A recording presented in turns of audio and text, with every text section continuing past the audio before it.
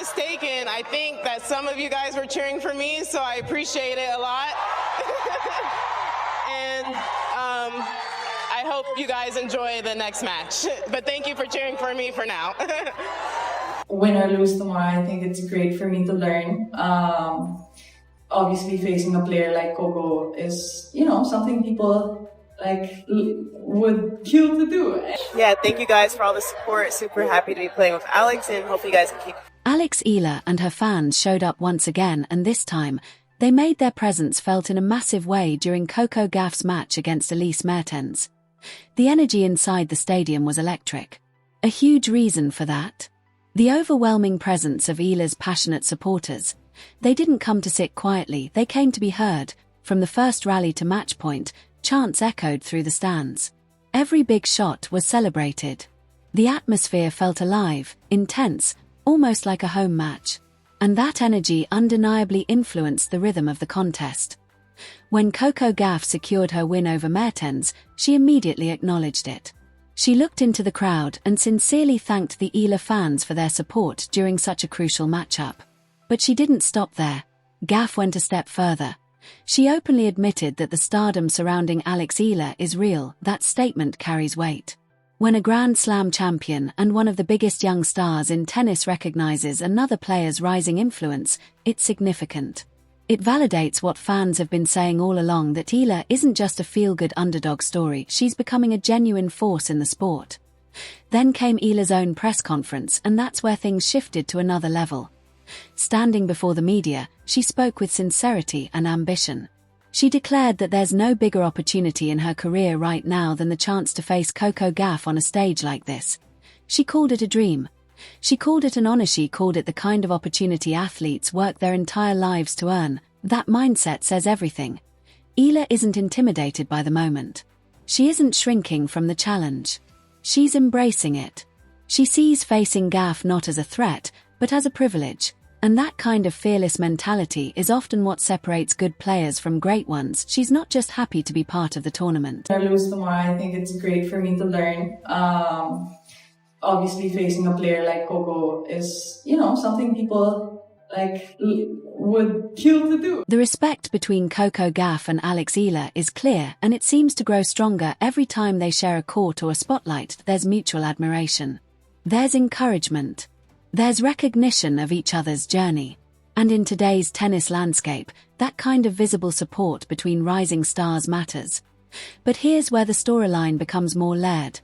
Not everyone benefits from shifting attention. To the top of the sport stands Aryna Sabalenka, a player who has built her identity on dominance, overwhelming power, relentless intensity, and the aura of inevitability. For a stretch, that dominance defined the conversation. Now, the landscape feels more crowded. Coco Gauff continues to improve and expand her global presence. Alex Eala is generating cultural momentum that stretches beyond rankings. Younger players are arriving fearless and hungry. It's not that Sabalenka's level has dropped, she's still playing elite tennis. But the spotlight is no longer fixed in one place. It's shifting, expanding, fragmenting. That's what makes this moment fascinating. This isn't just about match results anymore. It's about narratives forming in real time. It's about alliances, shared respect, and generational energy reshaping how the tour feels. When fans see chemistry between players like Gauff and Eala, they see the future building itself. They see collaboration alongside competition. For a reigning number one, that can feel like pressure, not because of insecurity, but because the ecosystem of the sport is evolving. Tennis is entering a phase where dominance alone may not control the narrative. Connection, personality, and cultural impact are becoming equally powerful forces. Whether this is a changing of the guard or simply a more competitive era remains to be seen. But one thing is clear, the women's game isn't revolving around a single star anymore. Hi everybody, it's Alex and Coco here. Thank you so much for all the support that you've been giving us this week. And hopefully in our next match, a lot of you will come out and watch. At the Australian Open, their dynamic was visible. Gauff wasn't just competing alongside Eala. She was mentoring her, guiding her, sharing the kind of insight that only comes from years of battling at the highest level of the sport. She talked through serve mechanics, positioning, rhythm, and the subtle adjustments that separate a good delivery from a weapon under pressure.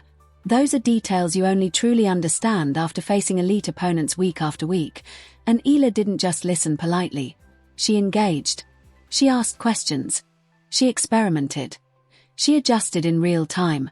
Observers could actually see her serve improving across sessions, more confidence in placement, better variation, stronger body language. That kind of visible progress usually takes months. She compressed it into days because she had both the right mentor and the right mindset. Those sessions also highlighted where each player currently stands. Even in relaxed practice settings, Gauff looks sharp, explosive, and composed. Her experience shows. Her movements are efficient. Her decision-making is instinctive. She's a major champion who has already proven herself across surfaces and against top-tier competition. There's still a gap between them, and that's completely natural. But what makes this compelling is how quickly Eala is narrowing it. She's not stagnant. She's evolving. Her recent victory over Jasmine Paolini was proof that she's operating at a higher level than ever before. You don't defeat established players unless your game is rising. Right now, Eala is playing the best tennis of her career, and she's not intimidated by anyone, including Gauff. If they continue to train together, exchange ideas, and push each other's limits, this could evolve into something rare in professional tennis. A partnership that naturally transforms into a rivalry. Mutual respect, shared growth. Future clashes with real stakes. That's how some of the sport's most compelling storylines begin. Not with hostility, a potential duo that makes the rest of the field pay attention. What makes the dynamic between Coco Gauff and Alex Eala so compelling isn't just talent, it's contrast. Gauff brings proven power. She carries the confidence of a major champion, the composure that comes from performing under the brightest lights, and the tactical awareness built through years of top-level battles. She understands how to manage momentum, how to close tight sets, how to survive when the pressure peaks. Eala brings something equally powerful: freshness, hunger, and an almost contagious willingness to learn. She steps onto court with curiosity and fire. Every drill is an opportunity. Every tip is absorbed. Every challenge is embraced. When those elements meet, growth accelerates. You get two players pushing each other daily. You get iron sharpening iron. You get improvement that feels inevitable. And beyond the tennis, beyond rankings, statistics, or what this might mean for rivals like Aryna Sabalenka, there's something genuinely uplifting about watching it unfold. Their chemistry feels natural. This doesn't look staged. It doesn't feel like a publicity storyline.